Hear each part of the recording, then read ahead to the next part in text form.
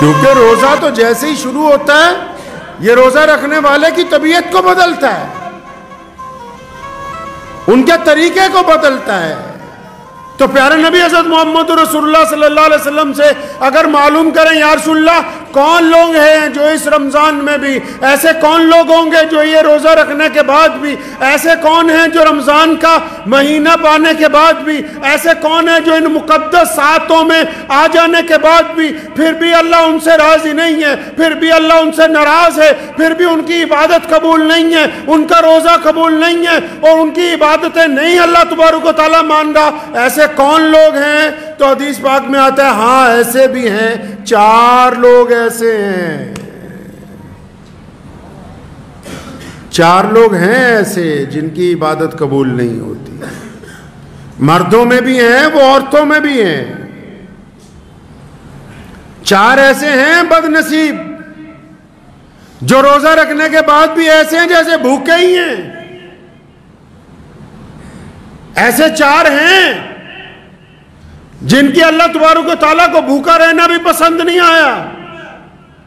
ایسے 4 ہیں جو روزہ رکھ کے بھی سجدہ کرتے ہیں، خدا کو وہ سجدہ قبول نہیں ہے۔ ایسے 4 ہیں جو لوگوں کو صدقہ خیرات بانٹتے پھر رہے ہیں، پھر بھی ان کی یہ ادا اللہ کو بھا نہیں رہی۔ کون ہے بھائی وہ 4 لوگ؟ مردوں میں بھی ہیں، عورتوں میں بھی ہیں۔ ان 4 میں سے پہلے تلاش کر لیں کہیں اللہ معاف فرمائے کہ ہم میں سے کوئی شامل تو نہیں۔ اگر ہماری گنتی ان 4 لوگوں میں ہوتی ہے تو اس کا مطلب ابھی ہم خسارے میں ہیں، ابھی ہم نقصان میں ہیں، ابھی ہم پریشانی میں ہیں۔ کون ہے وہ 4 لوگ؟ آیا کہ سب سے پہلے رمضان کے اندر اس بندے کی مغفرت نہیں ہوگی، اللہ تعالیٰ اس کی دعا قبول نہیں فرمائیں گے جو بندہ شراب کا عادی ہو جائے اور رمضان کے اندر بھی شراب پینی بند نہ کرے تو اس کی مغفرت نہیں ہوگی۔ اب سارے کہنے گے شکر ہے بھائی ہم تو ان میں ہیں نہیں اکثریت، چلو ایک منزل تو پار ہوئی کہ وہ تو شرابی تو معاشرے میں بہت کم ہوتے ہیں۔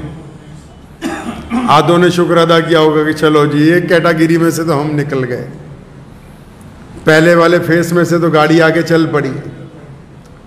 فرمایا اس بندے کی بھی عبادت قبول نہیں، اس کا روزہ نہیں قبول، اس کی کوئی عبادتیں اللہ تعالیٰ کو پسند نہیں۔ یا اللہ کس کی پسند نہیں؟ نبی علیہ السلام نے فرمایا جو بندہ اپنے ماں باپ کا نافرمان ہے، جو بندہ اپنے ماں باپ کے آگے بدتمیزی کرتا ہے، جو بندہ اپنی ماں کا کہنا نہیں مانتا، جو اپنے باپ کا کہنا نہیں مانتا، جو من مرضیاں کرتا پھرتا ہے، جس نے ماں باپ کی رضامندی حاصل نہیں کی، رمضان میں اس کی مغفرت نہیں ہو سکتی ہے۔ پھنس گئے بہت سارے لوگ، کئیوں کی گاڑی رک گئی ہے، بڑی بدتمیزی کرتے ہیں باپ کے ساتھ، بڑی سخت لہجے میں بولتے ہیں ماں کے ساتھ کہ پتہ نہیں تجھے میں نے روزہ رکھا ہوا ہے۔ ایسے روزے کا کیا کرنا جو روزہ قبولیت جن سے ہونا ہے، جن کی وجہ سے روزہ قبول ہوگا، جن کے ادب کی وجہ سے روزہ قبول ہوگا، جن کے آگے نظریں جھکانے سے روزہ قبول ہوگا، جن کے پاؤں دبانے سے روزہ قبول ہوگا، تو ان سے بدتمیزی کرتا پھرتا ہے۔ ایسے بندے کی رمضان میں مغفرت نہیں ہو سکتی ہے۔ چنگے چنگے لوگ، اچھے اچھے لوگ جو باہر دنیا میں بڑے ولی بنے نظر آتے ہیں، ماں باپ کا احترام نہیں کرتے، اپنے ماں باپ کے پاؤں نہیں دباتے۔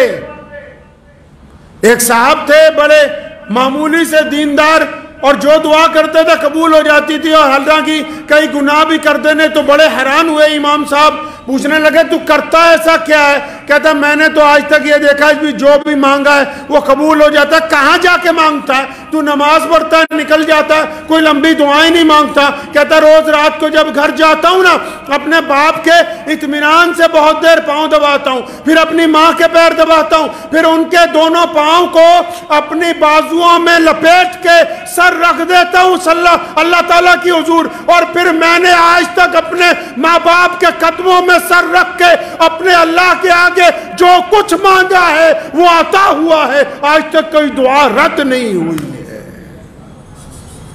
خود پیارے پیغمبر کہیے صلی اللہ علیہ وسلم نے فرمایا کہ اگر میری امی زندہ ہوتی اور بلال تکبیر کہتے میں نماز کے لیے چلا جاتا, مصلی پہ کھڑا ہو جاتا, اور فرمایا میری والدہ آواز مارتی محمد, تو فرمایا میں نماز چھوڑ کے اپنی ماں کے پاس جاتا. اب جو لوگ اس گناہ میں ملوث ہیں رمضان میں بھی, کتنا خوبصورت موقع ہے, کتنے پیارے دن ہیں, کتنی پیاری راتیں, کتنا پیارا ساتھ ہے. اور اب تو اللہ تعالیٰ نے کتنی آسانی کروا دی کہ یہی جو واٹس ایپ ہے, یہی جو آپ کے ہاتھ میں موبائل پکڑا ہوا ہے, اگر ماں باپ دور بھی ہیں تو معافی کے چند جملے ندامت کے آنسوؤں کے ساتھ واٹس ایپ پہ ریکارڈ کر کے بھیجنے ہیں, چند باتیں فون پہ اپنی ماں سے کرنی ہے, اپنے باپ سے کرنی ہے. اور ماں باپ میں اللہ نے مادہ رکھا ہے معاف کرنے کا. اگر روزے دار اپنے والدین کو راضی کر لے گا تو پھر اللہ تبارک و تعالیٰ اس کا روزہ قبول کر لیں گے انشاءاللہ. اور جنہوں نے ماں باپ کو ستایا بہت ہے نا, اور ماں باپ چلے گئے دنیا میں سے, بڑی بدتمیزیاں کی ماں باپ کے ساتھ, روزانہ ہر ایک نماز کے بعد, روزانہ صبح کو, دوپہر کو, شام کو, افطار کے وقت, سحری کے وقت کثرت سے اپنے ماں باپ کے لیے مغفرت کی دعائیں مانگیں, کثرت سے اپنے ماں باپ کے لیے قرآن پاک پڑھ کے ان کو اصالہ ثواب کریں, تب بھی اللہ تبارک و تعالیٰ راضی ہو جائیں گے جب آپ بار بار اپنے ماں باپ کی مغفرت کی دعائیں مانگیں گے. بغیر ماں باپ کی رضامندی کے یہ روزہ آگے چلنے والا ہے نہیں ہے. اب تیسرا بندہ بھی ہے بھائی, تیسرا بندہ بھی ہے جس کا کام پھنسا ہوا ہے. ایک اور ہے جس کا روزہ قبول نہیں ہو رہا. کون ہے بھائی تیسرا بندہ؟ کون پھنس گیا؟ اب تیسرا بندہ وہ ہے جو رشتہ داریوں میں درار ڈالتا ہے, جو صبح شام رشتہ داریاں توڑتا ہے, جو رشتہ داروں کو دھمکیاں دیتا ہے, جو قطع رحمی کرتا ہے, جن کو اللہ اور اس کے رسول صلی اللہ علیہ وسلم نے آپ کے قرابت دار بنایا ہو. صبح شام صرف انہی کی برائیاں, صبح شام ایک رشتہ دار کو دوسرے رشتہ دار سے لڑاتا ہے, صبح شام اپنے پاس سے ایک خواب بناتا ہے کہ وہ رشتہ دار میرے خلاف ایسا کر رہا ہوگا, پھر دوسرے کو بتاتا ہے کہ اس کے خلاف یہ کرو. یہ سارا دن روزہ رکھتا رہے, نماز بڑھتا رہے, صدقے دیتا رہے, جب تک قطع رحمی کے معاملے کے اندر رسول اللہ کی پیروی اختیار نہیں کرتا, رشتہ داروں میں درار ڈالنی بند نہیں کرتا, تب تک اس کا روزہ قبول ہونے والا ہے نہیں ہے. اسی تا سمجھا کہ نہیں سویر نو سحری کرنی ہے بہترین, اور شام نو ودیا روزہ کھولنا, ہو گیا روزہ. بڑی مشکل ہے ڈگر پن گھٹ کی, اتنا آسان بھی نہیں ہے مسلمان ہونا. اعلیٰ ترین قوم ہے دنیا کی, اسلام آج دنیا کا سب سے بڑا مذہب ہے.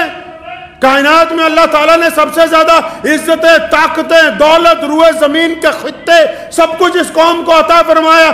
ایسے ہی نہیں عطا فرمایا, اللہ تعالیٰ نے اپنے پیارے نبی حضرت محمد رسول اللہ کو صاحب خلق عظیم بنایا. قرآن نے کہا کہ یا رسول اللہ آپ اخلاق میں سب سے اعلیٰ ہیں, اور پھر رسول اللہ نے اپنے اخلاق کو بانٹا پوری کائنات کے اندر. یہ امت اعلیٰ ترین امت اس لیے بنی کیونکہ ان کا کردار سب سے اعلیٰ ہے, اس لیے اللہ تبارک و تعالیٰ نے ان کو پسند فرمایا ہے.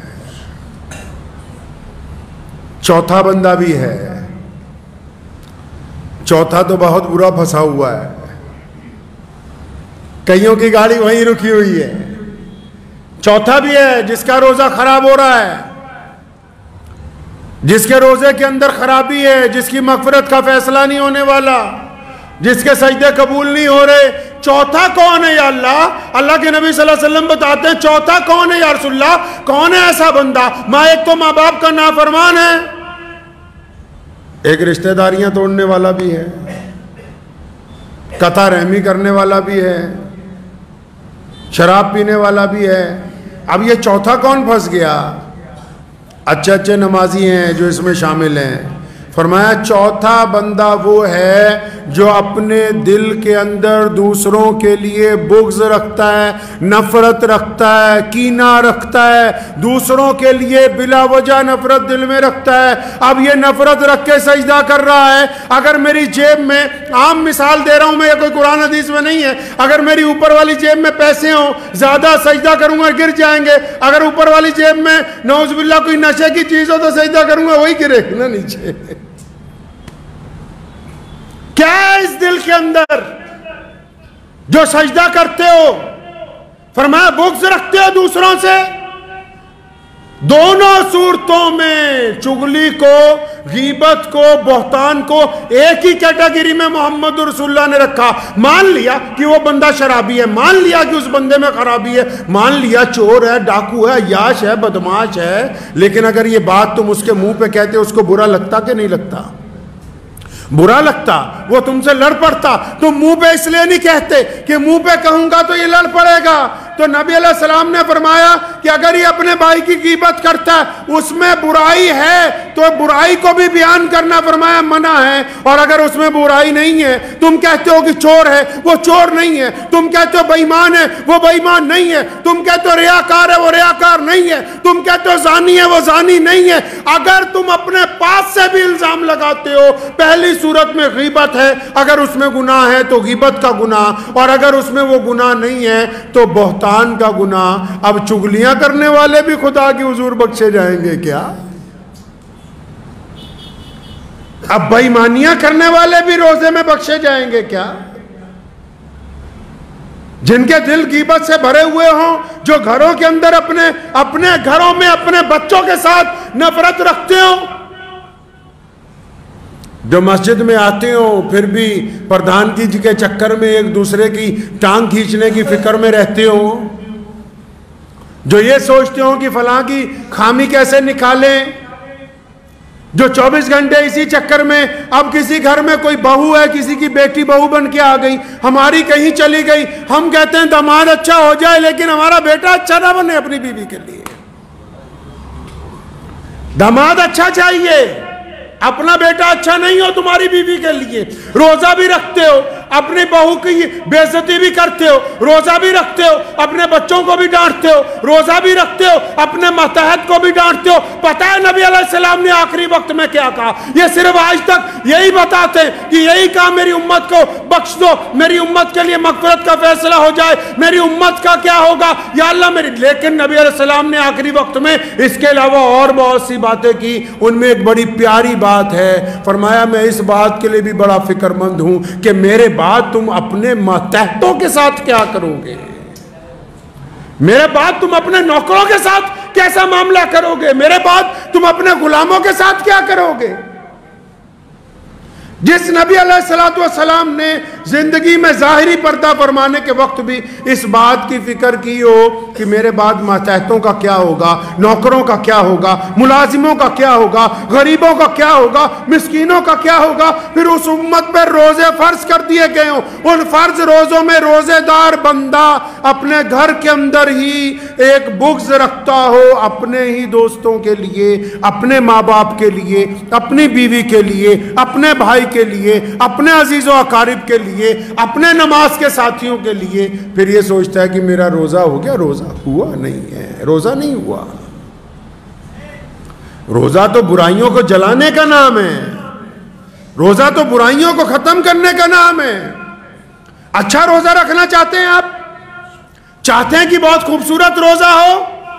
روزے دار کو تو غصہ نہیں آتا، روزے دار کو غصہ نہیں آتا، اور جب وہ غصہ آتا ہے، یہ کون کہتا ہے نہیں آتا؟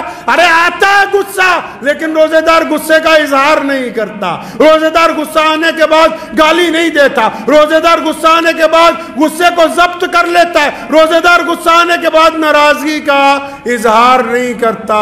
مطلب روزے دار کو غصہ تو آتا ہے لیکن یہ دوسرے کو غصے کا بتاتا نہیں ہے، کیونکہ یہ روزے دار ہے۔ روزے دار کا عمل اور اس کا کردار اچھا، روزہ رکھنا چاہتے ہیں ماں باپ کی اطاعت کیجئے. ماں باپ کہہ رہے ہیں بیٹا جلدی گھر آ جاؤ، کہ نہیں ہم تو دیر سے آئیں گے. ماں باپ کہہ رہے ہیں فلاں کے ساتھ ملنا جلنا کم کر دو، نہیں ابا تمہیں نہیں پتا ہے. ماں باپ نے تمہارے اندر کچھ خرابیاں دیکھی، ان کی اصلاح کرتے ہیں، تم کہتے ہو کہ نہیں آپ کو عقل نہیں ہے. اگر آپ اچھا روزہ رکھنا چاہتے ہیں تو اپنے ماں باپ کی اطاعت کریں. اگر آپ اچھا روزہ رکھنا چاہتے ہیں تو تمام طرح کے نشے چھوڑنے کا عہد کریں اس رمضان المبارک میں. اگر آپ روزہ اچھا رکھنا چاہتے ہیں تو پھر سارا دن صرف اگر 5 نمازیں آپ جماعت سے پڑھ رہے ہیں، ان نمازوں کے بعد اگر وقت نہیں نہ مل رہا بہت زیادہ تلاوت کا، وقت نہیں مل رہا نہ تسبیح کرنے کا، لیکن اگر آپ کاروبار میں برابر تولیں گے تو آپ کا روزہ اچھا گزرے گا. میرے والد صاحب شیر اسلام مولانا حبیب الرحمن صاحب لدھیانوی رحمۃ اللہ علیہ، مجھے اچھی طرح یاد ہے کہ ایک مرتبہ گاڑیاں ہم لوگ ہر 1-2 سال بعد جب بدلتے ہیں تو ایک گاڑی فروخت کرنی تھی، تو ایک پروفیسر صاحب آ گئے یونیورسٹی سے، ان کو چاہیے تھی وہ گاڑی. تو اس کے ساتھ دفتر میں اندر بیٹھے تو فرمانے لگے کہ گاڑی کا تو معاملہ طے ہو گیا ہے، لیکن میں آپ کو بتا دوں چلتے چلتے فلاں چیز اس کی خراب ہو جاتی ہے. پھر تھوڑی دیر بعد کہنے لگے فلاں چیز اس کی بیٹری کی فلاں چیز خراب ہے تو وہ بھی رک سکتی ہے. تو 15 خرابیاں اس کو اپنی گاڑی کی. تو پروفیسر صاحب سردار جی تھے، ہنسنے لگے، کہنے مولانا صاحب گڈی بیچن نہیں بلایا کہ بجان نہیں بلایا تسی سانو. فرمایا نہیں، اس لیے بتا رہے ہیں تاکہ کل کو جب آپ یہ سامان لے جائیں، جب آپ یہ سامان لے جائیں گے اپنے گھر اور اس کی خرابیاں آشکار ہوں گی، یہ تو نہیں ہے کہ اس کی خرابیاں آپ کو پتہ نہیں لگیں گی، پھر آپ کہیں گے کہ ایک مسلمان نے جھوٹ بول دیا، ایک امام نے جھوٹ بول دیا. پیارا نبی حضرت محمد رسول اللہ صلی اللہ علیہ وسلم نے ہمیں یہ طریقہ عطا فرمایا ہے کہ ہم مجبوریوں کا کاروبار نہیں کرتے، ہم جھوٹ کا کاروبار نہیں کرتے، ہم بے ایمانی کا کاروبار نہیں کرتے، ہم ٹھگی کا کاروبار نہیں کرتے. ہم کم کھا لیں گے لیکن عزت کی روٹی کھائیں گے. بے ایمانی کا کاروبار نہیں کیا جا سکتا. رمضان کا روزہ اپنے روزے دار کو اسی بات کا پابند کرتا ہے. بار بار چیز میں کوئی خرابی ہے بتا دو، کیا ہو گیا، 2 روپے کم ملیں گے، لیکن ان 2 روپے میں اتنی طاقت ہے کہ اللہ تعالیٰ اس کو 200 کروڑ میں تبدیل کر سکتے ہیں.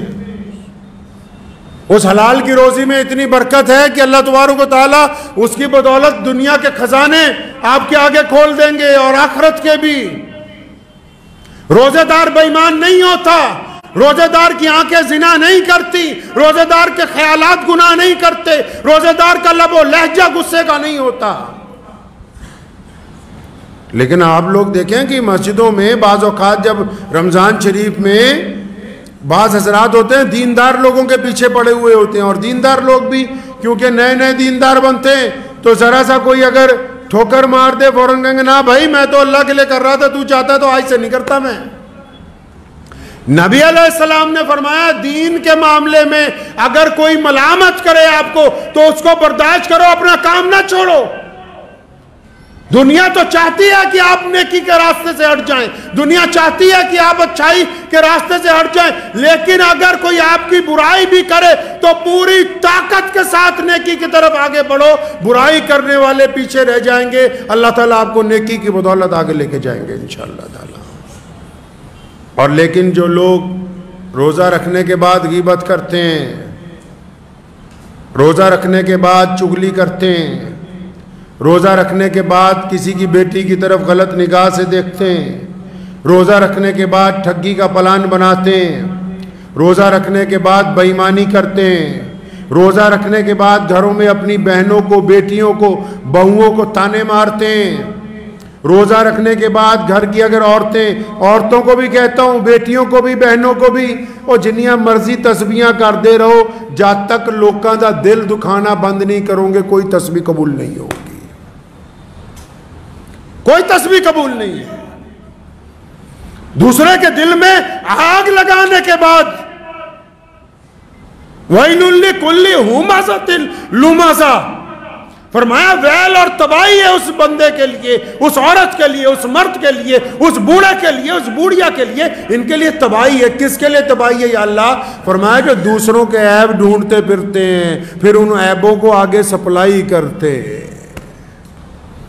نار اللہ الموقدہ، اللہ فرماتے ہیں کہ خود ایک آگ جلائیں گے، اس میں ان کا رگڑا لگائیں گے ہم۔ روزہ رکھتے ہیں تو لوگوں کے دلوں کو تکلیف نہ پہنچائیں۔ اور نبی علیہ الصلوۃ والسلام کا روزہ کیسا ہوتا تھا، اس بات کو اب تلاش کر لیں۔ مجھے پتا ہے کہ آج بھارت کے مسلمانوں میں گھر گھر میں ہم لوگ مفتی بنے ہوئے ہیں، لیکن حضرت کبھی رمضان میں یہ بھی کوشش کر لیں کہ رسول اللہ صلی اللہ علیہ وسلم کس وقت اٹھتے تھے، کس وقت تسبیح پڑھتے تھے، کس وقت سحری کرتے تھے، سارا دن معمولات کیا تھے۔ پوچھو جا کے اپنی مسجد کا ائمہ کو، تاکہ پتہ لگے رمضان چلنا کیسے ہے، رمضان گزارنا کیسے ہے۔ ہماری افطاریاں دیکھ لیجئے، آپ افطاریاں دیکھ لیں ہماری۔ شام کو جب روزہ کھلنے کا وقت ہوگا، خدا کی قسم اتنا سامان ہماری افطاری میں ہوتا ہے، کوئی باہر کا آدمی دیکھ لے تو حیران رہ جائے کہ یہ کیا کرتے ہیں۔ بہترین قسم کے کھانے، بہترین قسم کے پکوڑے، طرح طرح کی حلوے، طرح طرح کی میٹھی کھیریں، طرح طرح کی کھجوریں، طرح طرح کے پھل، طرح طرح کے شربت، طرح طرح کی کولگیٹ اور طرح طرح کی کیا کہتے ہیں اس کو، کولڈ ڈرنک۔ ہمارے پیارے نبی صلی اللہ علیہ وسلم نے روزہ کیسے کھولا؟ جتنی تیزی سے نگاہ لگائی ہے نا دسترخوان پہ، جس بوٹی پر تمہاری نگاہ ہے اس وقت مومن بنو گے جب اس کو اٹھا کے اپنے بھائی کو دو گے، کیونکہ رسول اللہ نے فرمایا جو اپنے لیے بہتر سمجھتے ہو وہ اپنے بھائی کے لیے سمجھو، تب تمہارا ایمان کامل ہونے والا ہے۔ تو پیارے نبی علیہ الصلوۃ والسلام کے پاس افطاری کے وقت کیا ہے بھائی؟ سونے کول کی ہے افطاری دے ٹائم۔ نبی علیہ الصلوۃ والسلام نے افطاری کیسے کی ہے؟ بعض اوقات بہت زیادہ کھانے جب دسترخوان پہ دیکھتے ہیں تو کبھی اپنے پیارے نبی علیہ الصلوۃ والسلام کو بھی یاد کیا کریں۔